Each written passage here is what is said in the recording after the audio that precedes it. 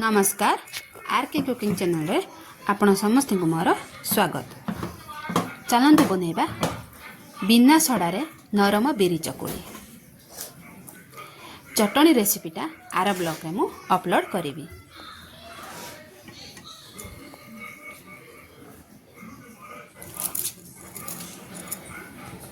देखंतु बिना सड़ारे केते नरम नरम चकुली।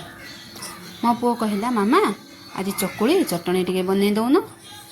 मो पुओ पुणी कहूची मामा बनैबनी से आज मो पुओ खास करके चकुली चटणी बनै। चलंतु बनैबा। बिरी को मु 4 घंटा बतुरई देइथिली। एबे ताको ग्राइंडर करिबा।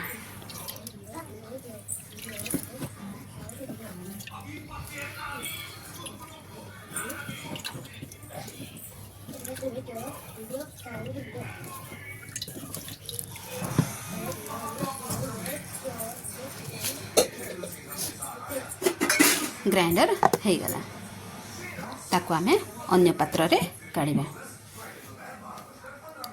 सेथिरे आमे चाउल चूना ऐड करिबा।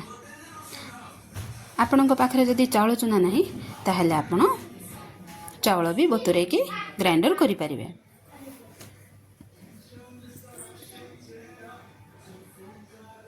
अल्प पानी दे आमे ताको फेंटिबा।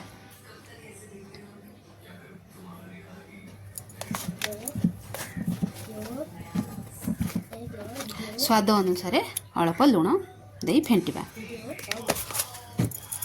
भल से फेंटी आमे 15-20 मिनट घोड़े के रखिबा। चलंतु बनैबा चकुली। सेथिरे आमे तेल ऐड करिबा।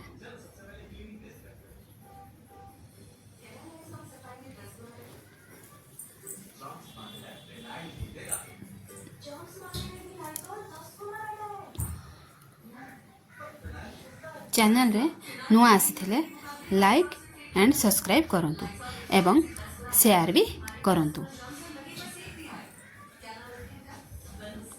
आपण मानकर ए लाइक सब्सक्राइब मो पई बहुत इम्पोर्टेंट।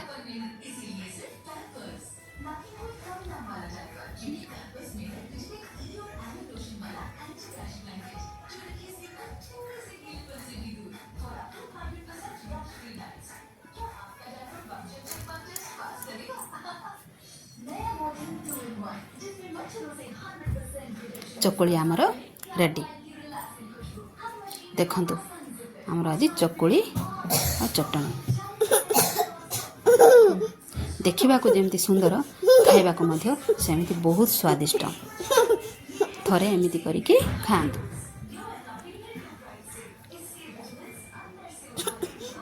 प्रथमे मु मो पुओ को खाइबा को देइथिली।